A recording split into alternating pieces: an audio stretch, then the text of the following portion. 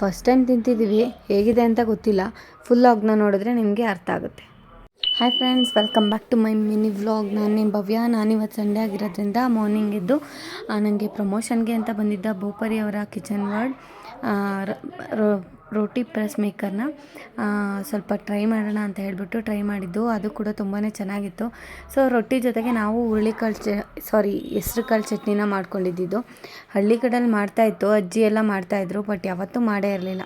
So ಅದನ್ನು ತಿಂದಿದ್ದಕ್ಕೆ ಇವತ್ತಂತೂ full ಬಿಂದಾಸಾಗಿ ಊಟ ಬ್ರೇಕ್ಫಾಸ್ಟ್ನ complete ಮಾಡಿಕೊಂಡು, ಜೊತೆಗೆ ಜ್ಞಾನ್ವಿ ತುಂಬ ದಿನದಿಂದ ಹೇಳ್ತಾಯಿದ್ಲು ನಂಗೆ ಜಾಮೂನ್ ಮಾಡಿಕೊಡಿ ಮಮ್ಮಿ ಅಂತ. ಸೊ ಅವಳ ಆಸೆನೂ ಕೂಡ ಕಂಪ್ಲೀಟ್ ಮಾಡಬೇಕು ಅಂತ ಜಾಮೂನ್ ಮಾಡೋದಕ್ಕೆ ಅಂತ ಎಲ್ಲ ಕಲಿಸ್ಕೊಂಡೆ. ಅದಾದಮೇಲೆ ಒಂದು 5 ನಿಮಿಷ ಹಾಗೇ ಇಟ್ಟು ನೆಕ್ಸ್ಟು ಅದನ್ನು ಮಾಡೋದಕ್ಕೆ ರೆಡಿ ಮಾಡ್ಕೊತಾ ಇದ್ದೆ. ಅವಳು ಕೂಡ ಜಾಮೂನ್ ಮಾಡಬೇಕಂದ್ರೆ ಯಾವಾಗ್ಲೂ ಅಷ್ಟೇ ಅವಳ ಮೇಲೆ ಕೂತ್ಕೊಂಡು ಜಾಮೂನ್ನ ಕಂಪ್ಲೀಟ್ ಮಾಡೋದು. ಸೊ ಅಷ್ಟರಲ್ಲಿ ನಾನು ಕೂಡ ಎಲ್ಲದನ್ನು ರೆಡಿ ಮಾಡಿಕೊಂಡು ಇವಾಗ ಜಾಮೂನ್ ಕೂಡ ಪ್ರಿಪೇರ್ ಮಾಡ್ತಿದ್ದೀನಿ.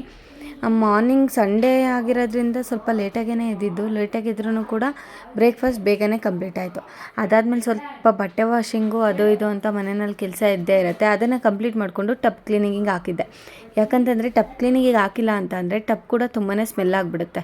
ಸೊ ಕೆಲವೊಂದು ಬಟ್ಟೆನ ತೊಗೊಂಬಂದು ಹಾಕಿದ್ದೆ, ಅದನ್ನು ಫೋಲ್ಡಿಂಗ್ ಕೂಡ ಮಾಡ್ತಾಯಿದ್ಲು. ಅಷ್ಟರಲ್ಲಿ ಜ್ಞಾನ್ವಿ ಕೂಡ ಎದ್ದು ಸ್ವಲ್ಪ ಡ್ಯಾನ್ಸು ಅದು ಇದು ಅಂತ ಮಾಡ್ಕೊತಾ ಇದ್ಲು. ನಾನು ಕೂಡ ಸ್ವಲ್ಪ ತಲೆಗೆ ಹೀಟ್ ಆಗಿದೆ ಅಂತ ಹರಳೆಣ್ಣೆನ ಹಚ್ಕೊಂಡು ಮಸಾಜ್ ಮಾಡಿಸ್ಕೊತಾ ಇದ್ದೆ. ನಾನು ಮಾಡ್ಕೊಳ್ತಾ ಜ್ಞಾನ್ವಿಗೂ ಕೂಡ ಹರಳೆಣ್ಣೆನ ಹಚ್ಚಿದ್ದೆ. ಸೊ ಅದನ್ನು ಕಂಪ್ಲೀಟ್ ಮಾಡಿಕೊಂಡು ಇವತ್ತು ನಾನು ಕೂಡ ಒಂದು ಸ್ಯಾರಿನಲ್ಲಿ ಲಂಗನ ಸ್ಟಿಚ್ ಮಾಡಬೇಕು ಅಂತ ಹೋಗಿದ್ದು, ಮಿಡಿ ಸ್ಟಿಚಿಂಗ್ಗೆ ಅಂತ ಕೊಡೋಕ್ಕೆ ಅಂತ ಹೊರಟಿದ್ದು. ಸೊ ನಾವು ಕೂಡ ಹೋಗಿ ಅದನ್ನು ಸ್ಟಿಚಿಂಗಿಗೆ ಕೊಡೋಣ ಅಂತ ಹೋದ್ವಿ. ಆ ಸ್ಟಿಚಿಂಗ್ ಕಂಪ್ಲೀಟ್ ಆದಮೇಲೆ ಇನ್ನೇನು ನೆಕ್ಸ್ಟ್ ಕೆಲಸ ಅಂತ ಅಂದರೆ ನಮಗಿದ್ದಿದ್ದು ತರಕಾರಿ ತೊಗೊಂಡು ಮನೆಗೆ ಬರಬೇಕಿತ್ತು.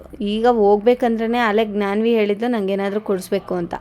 ಸೊ ಆನ್ ದ ವೇ ಹೋಗ್ಬೇಕಂದ್ರೆ ನಾವು ಅದನ್ನು ಕಂಪ್ಲೀಟ್ ಮಾಡ್ಕೊಳ್ಳೋದಕ್ಕೆ ಅಂತ ಹೋದ್ವಲ್ಲ, ರೋಡಲ್ಲಿ ಆಲ್ರೆಡಿ ಪಾನಿಪುರಿ ಅಂಗಡಿ ನೋಡ್ತಿದ್ದಂಗೆ ಪಾನಿಪುರಿ ಕೇಳಿದ್ಲು.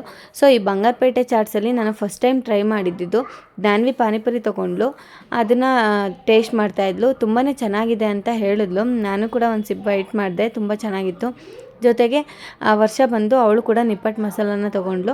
ಜೊತೆಗೆ ನಾನು ಕೂಡ ಟಿಕ್ಕಿ ಪುರಿನ ತೊಗೊಂಡೆ. ಇದನ್ನು ಟೇಸ್ಟ್ ಮಾಡಿದ್ವಿ, ತುಂಬ ಚೆನ್ನಾಗಿತ್ತು. ಸೊ ಇವತ್ತಿಗೆ ಈ ವ್ಲಾಗ್ನ ಏನು ಮಾಡ್ತೀನಿ, ನೆಕ್ಸ್ಟ್ ವ್ಲಾಗಲ್ಲಿ ಸಿಗ್ತೀನಿ.